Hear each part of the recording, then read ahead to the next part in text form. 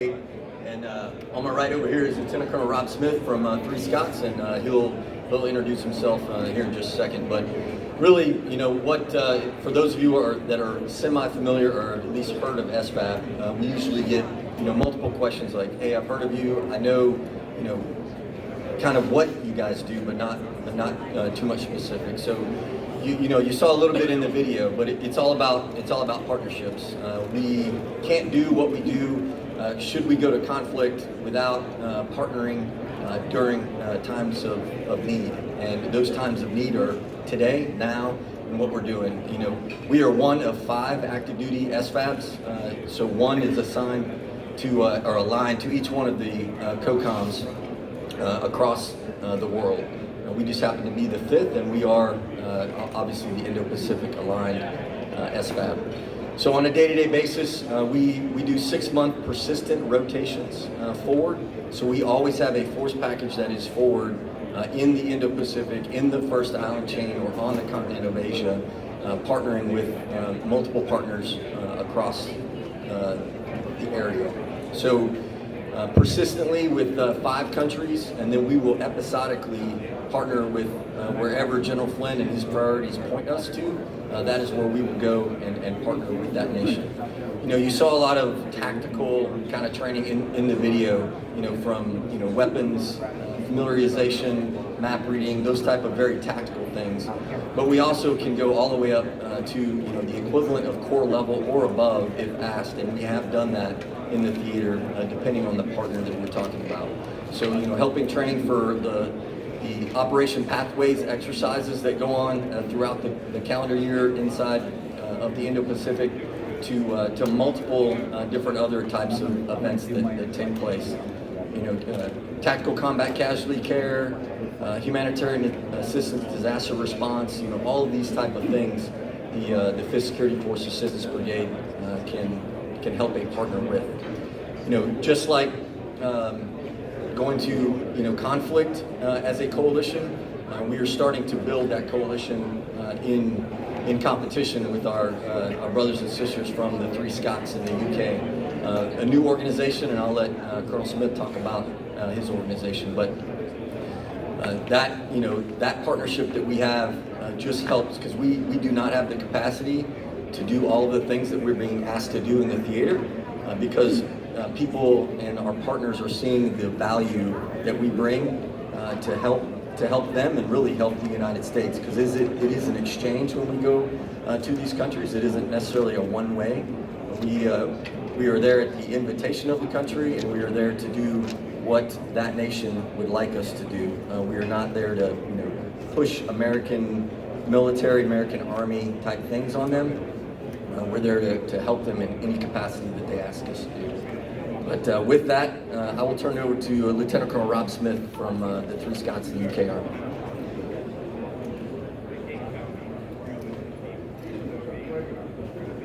Sir, ladies and gentlemen, a very good morning. As a Brit stood in a kilt in front of you here, it would be remiss of me not to draw upon Churchill's wise words and recognise that the British and Americans are 2 people separated by a common language.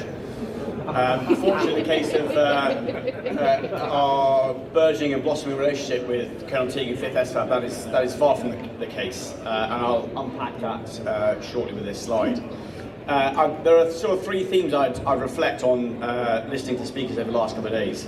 And the first is to recognise that if all wars are won and lost on the land, the same goes to the Indo-Pacific, a point General Flynn made quite clear, I think, in the opening address. And therefore, an extension of that is to recognise that security force assistance is a key component, has a role to play in that left of the bank. If we are to accept that deterrence is key to our security policy positions. Underpinning all of that, and those wise words, of course, is the fact that friendships and relationships are crucial, and I'll talk about that in a bit more detail. On the slide here, you can see, made by someone with far better PowerPoint than me, I might add, is that relationships are at the centre of what it is we do, and Colonel Teague quite rightly touched on that. As the commanding officer of the Black Watch 3 Scots, we are the United Kingdom Security Force Assistance Battalion that is aligned to the Indo-Pacific. And I recognise that SFA serves as the cornerstone for building strong, enduring relationships, both with the UK's primary ally, but also other nations and partner forces in the region. It provides peace, stability and prosperity in the region. Success, therefore, is built around developing and investing in relationships between nations and working together for mutual trust. And whilst the British Army does have a degree of experience in working with partner nations, we recognise that operating back in the Indo-Pacific is something that we have not done for some time, certainly in a land context, and therefore the expertise and the experience that the US military, in particular 5th SFAB, brings is critical to us being able to assist. Maintaining a strong and evolving collaboration with 5th SFAB, therefore, is very much at the core of our approach to delivering SFA in the region. Especially important when there is so much complementary activity that we can be conducting to maximise our mutual benefits. I therefore offer that there are 3 complementary spokes to underpinning relationships being at the centre of what it is we do. The first, of course, is regional partnerships. This is not only achieved through episodic and persistent engagement, but it's also achieved through collaboration and continuous training. 3 Scots, as I mentioned, have had the privilege of working with 5th SFAB in quite some detail, and we are still firmly in the foothills of developing that relationship, one that has emerged over the last 12 months. It was really pleasing to hear the US Pacific Fleet Commander talk yesterday about a number of lines of activity that have occurred, and sat there thinking, yeah, we've had people on those. Be that JPMRC here in Hawaii, Garuda Shield in Indonesia, Indian Warrior in the Republic of Korea, or indeed Vigilant Isles in Japan. And again, a lot of that activity is being lined up for next year as well. And that's just to name but a few. Our partners and our partnerships matter to us greatly, and we therefore need to invest in them properly. The second bit is burden sharing, and that's not to suggest the nation we work with is the burden, far from it. It is the ability for us as the United Kingdom to assist the US and 5th SFAB at the tactical level in this case with delivering against all of the various competing demand signals.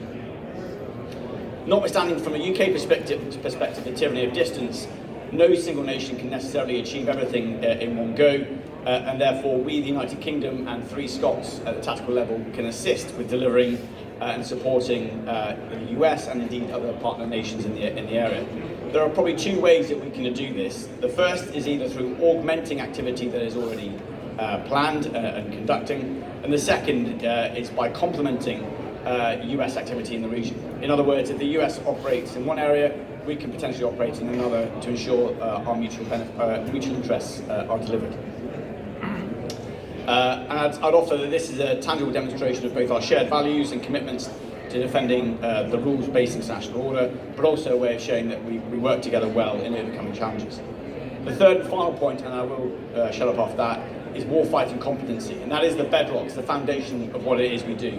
At the simplest level, we can't stand there with our hands on our webbing and say, that's not a good fire position, mate, unless you've done it yourself and know how to do it.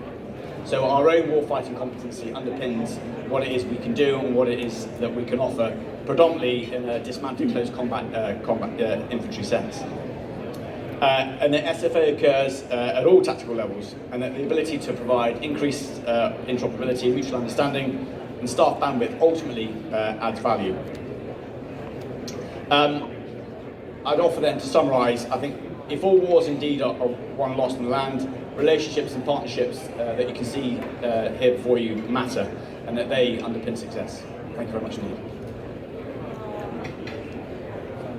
All right, just to kind of bring it all together, just going back to General Flynn, the USAR Pac Commander, and what he through Indo-PACOM says are the ends, ways, and means here in the Indo-Pacific. So the end state is no war. He said it multiple times in multiple venues, and of course that's what we all want. So a free and open Indo-Pacific and no war in the Pacific. We do that through really 3 different things, and we, the 5th SFAB, along with 3 Scots, are involved in all of that. Those 3 ways, and that ways is Joint Pacific Multinational Readiness Center, JPMRC, one rotation in Alaska, 1 rotation here in Hawaii, and then an exportable rotation that can be brought into the theater currently in the Philippines as part of Salak and Bala Catan. And then Operation Pathways, which those exercises, there's approximately 36 of them, both joint and bilateral exercises in the Indo-Pacific in a given calendar year. And we will partner with different nations depending on which exercise and which nation that we're talking about. But we have our hand in a multitude of those as well. But the biggest one that you see on the far left is joint interior lines. And unlike in the European theater, where we have had interior lines for years and years since the end of really World War I, but definitely since World War II, you look at the map and you see a lot of blue on it, and those interior lines just haven't been made out here in the Indo-Pacific. Tyranny of distance obviously is large, but then even just once you're in the second and then getting to the first island chain, the tyranny of distance is still there. So our persistent presence being forward helps build those interior lines. It holds that key terrain, so other adversaries cannot come in and take that key terrain and exploit it for whatever purposes that they may have for it. So building those joint interior lines here in the Indo-Pacific is the last way to get after that. And again, can't do it without our partners in the three Scots to be able to either complement each other in a location or to take our assets and spread them out so we can get our partnerships further spread out and hold other key terrain inside the Indo-Pacific. With that, I will close, and we absolutely open it up to any questions that you all may have for either myself or Rob.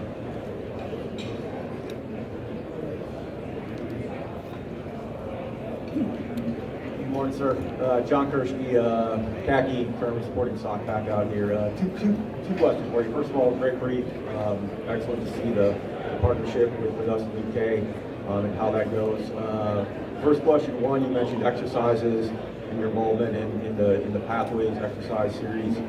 What role do you guys typically play in exercise? Do you assume a combat advisory role as you would in reality, or is it just a continuation of the training? And then the second question is, what is your level of integration with the special ops units also conducting episodic and sometimes persistent engagements in order to help build that conventional soft integration?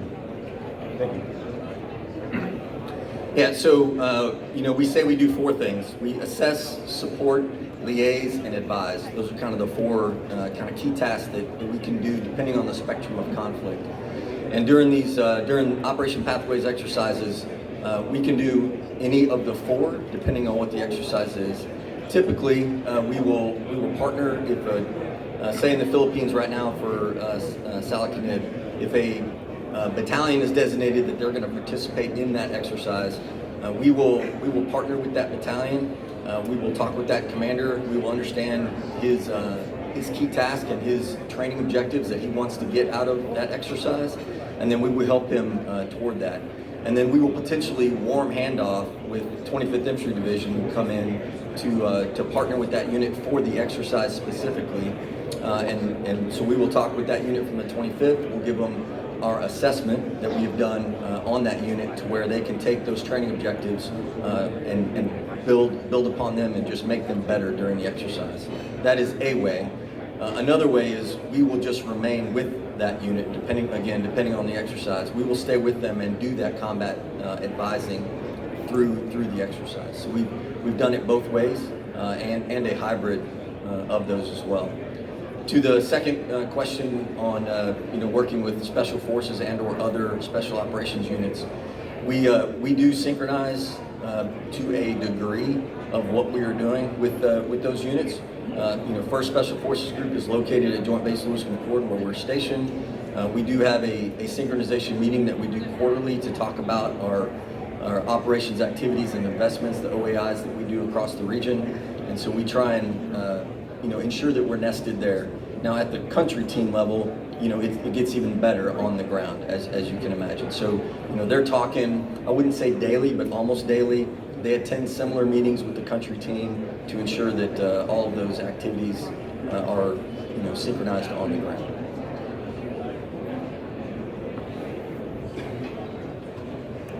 Colonel, good morning. She has a mic for you. Oh, I'm deaf. Good morning to you both. Thank you for your service. Ken Kraetzer, CaMMVetsMedia, White Plains, New York. Could you just maybe go through a couple of examples of the services, the security services that you tend to provide, just to get so we understand it a little bit better? Thank you. Yes, sir. So I'll just keep using the current exercise that's going on. So we say we'll advise 2 levels up. So I have a battalion commander and his staff currently in the Philippines, and they're there persistently. But they will, so they can go 2 levels up, and they will, if it is a command post exercise that they're going to partner with a unit, they will go to that headquarters and again talk to the commander, ensure that we understand his or her training objectives, and then we will build a program to get after those training objectives. So say it is the military decision-making process at the battalion level, or so at this case it would be our battalion advising a brigade or potentially a division. In the Philippines, currently it's a brigade. So we will come up with a training program for military decision-making process. We will take the staff through that and how to execute that process, and then we will obviously do a practical exercise to put them through that, give them an order that they can do MD&P on, and then assess the outcome of that process at the other end of it. So that's kind of at the a brigade staff level, and then below that the teams, depending on types of teams. So we have all warfighting functions usually inside of a maneuver team, but then we have warfighting function specialty teams, logistics, fires, etc. That we can partner with those like units inside of, say, that Philippine brigade, and then they will go down to a company level, and they will kind of do the same, assess training objectives from that commander, and then develop a program of instruction to get after those training objectives, and then execute in the time span that we're given. So, and that's all happens simultaneously. So brigade and then those teams on down below that brigade are executing those training objectives. Thank you.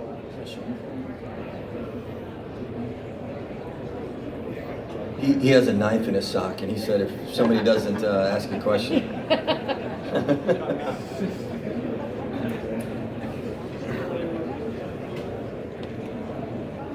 Yeah, hey, sir, Mike Hartmeyer from the Joint Center for International Security and Force Assistance. Just like if you could talk about your challenges out there, whether they're WPF, you mentioned the tyranny of distance, of course, but is there anything else that you think the institutional army or the joint force can help you with? Yeah, I mean, when we talk interoperability, that is, the 3 types of interoperability: human, technical, and procedural. The technical is usually the hardest one, and there are definitely things that are in the pipeline that are helping with that. I mean, just the technical between us and 3 Scots when it comes to communication, and then not to mention now you're talking our partners. So the tactical advisor kit that we currently have, that is helping, and it is getting proliferated across the U.S. Army as far as using it as a common operating picture. So that's what we're trying to help our partners with as well. And so as much as we can help advise our partners, different partners throughout the region, to get after some of those technical solutions, it will help in the time of crisis or conflict. Instead of doing swivel chair like we're normally used to these days, an example for one of these larger exercises, if inside of a partner battalion TOC, if they're going to be part of a U.S. multinational coalition, I will have to put a C2 node inside of their TOC with our communications equipment to be able to communicate up to the higher headquarters and obviously back down as well. So getting after those technical solutions is something that that the greater industry can definitely help us with in the Indo-Pacific.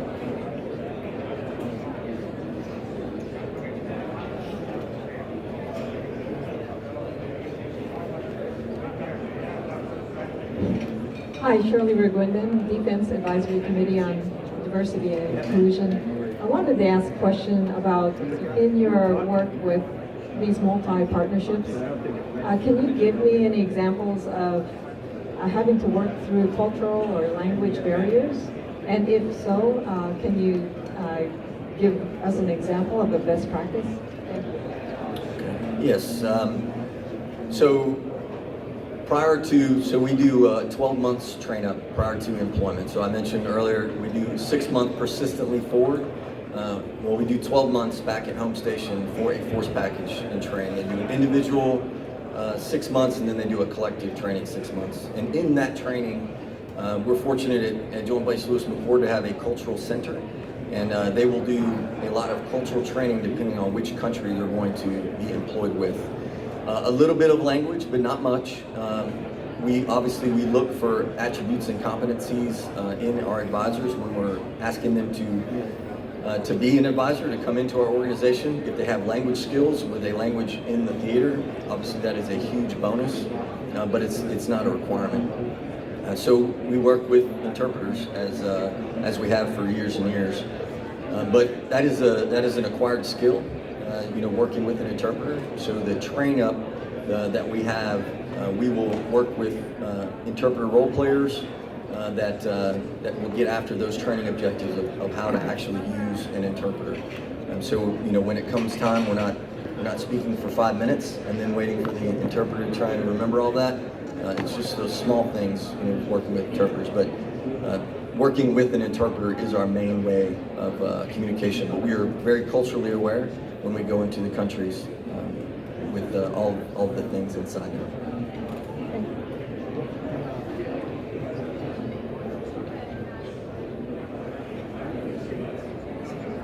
All right. Well, Rob, any closing comments? Good? Okay. All right. Well, thank everybody for being here. I appreciate it. We'll obviously be here afterwards if you've got any questions you don't want to ask in front of the large group. But thanks everybody, and have a great rest of your day. Hopefully it stops raining.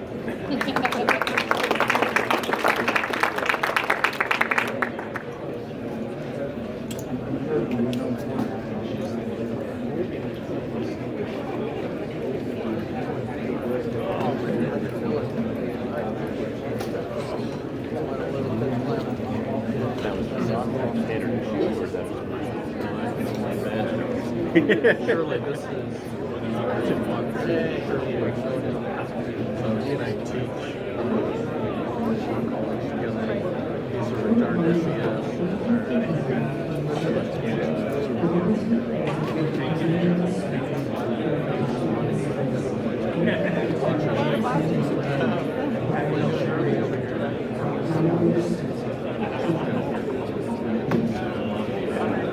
Oh, the commission?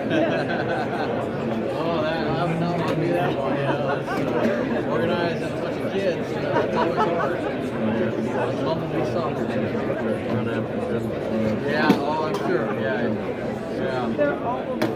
No, I'm sure. You can't imagine one place.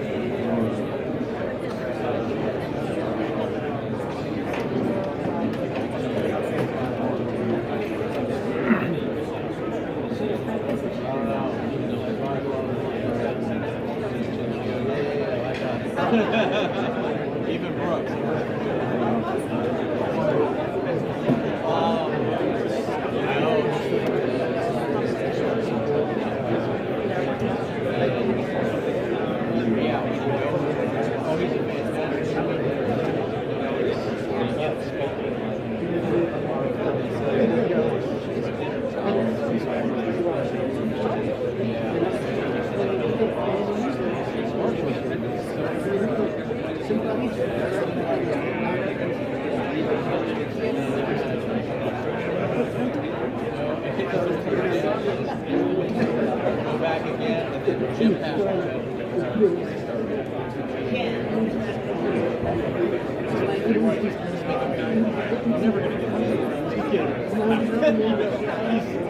That professor's never even. No pats on the back.